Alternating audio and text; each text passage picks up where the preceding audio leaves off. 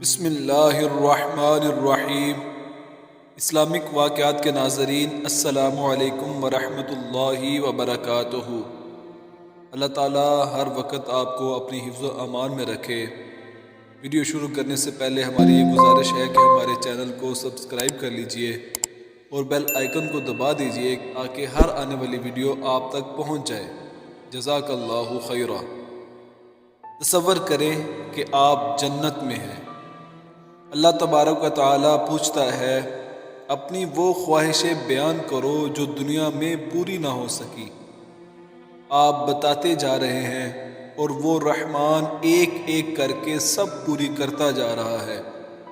اللہ پوچھتا ہے اور کچھ؟ آپ کہتے ہیں بس سب پوری ہو گئی۔ اللہ فرماتا ہے نہیں، اور بھی ہیں، تم بھول گئے ہو۔ پھر اللہ یاد کرواتا جاتا ہے، آپ کو یاد آتی جاتی ہیں۔ اللہ انہیں پورا کرتا جاتا ہے، آپ کو یقین نہیں آ رہا مگر سب کچھ واقعتاً ہو رہا ہے۔ اللہ پوچھتا ہے اور کچھ؟ آپ لاجواب ہو جاتے ہیں۔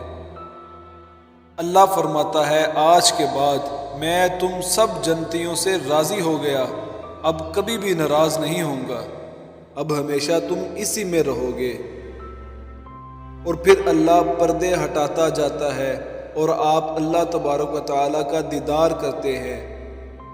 آپ جنت کو بھول چکے ہیں، مدہوش ہو چکے ہیں۔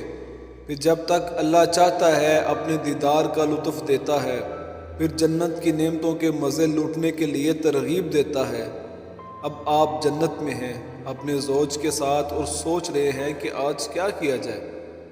کہیں باہر جائیں، دودھ اور شہد کی آبشار کے نیچے اپنے تختوں پر بیٹھیں اور جنت کی کستوری کی مہک سے لطف اندوز ہوتے ہوئے جنت کے مشروبات کا مزہ لیں، یا پھر بازار جایا جائے اور اپنے تمام دوستوں سے ملا جائے جن کے ساتھ ہم دنیا میں رہتے تھے، اور خوب باتیں کی جائیں کہ کس طرح ہم یہاں تک پہنچے اور کس طرح اللہ تعالیٰ نے اپنی رحمت نچھاور کی ہم پر۔ اور پھر آپ کی زوجہ آپ سے کہے کہ کیوں نہ ہم آج رسول اللہ صلی اللہ علیہ وآلہ وسلم سے ملنے نہ چلیں، اور پھر جلد یا بدیر آپ رسول اللہ صلی اللہ علیہ وآلہ وسلم کی جنت کی طرف رواں دواں ہیں، کیونکہ سارا جگ ہی ان سے ملنے کا خواہاں ہوگا۔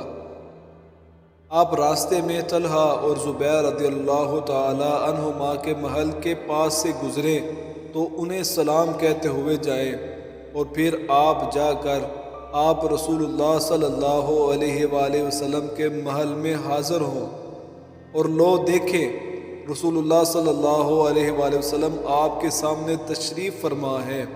سبحان اللہ۔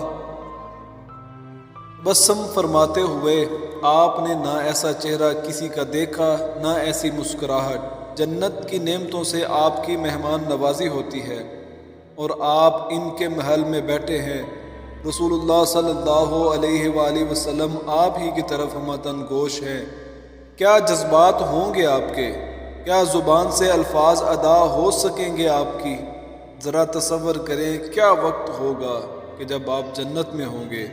اے اللہ پاک ہمیں رسول اللہ صلی اللہ علیہ وآلہ وسلم کی شفاعت نصیب فرما اور ہمیں بھی ان میں شامل فرما۔ آمین ثم آمین۔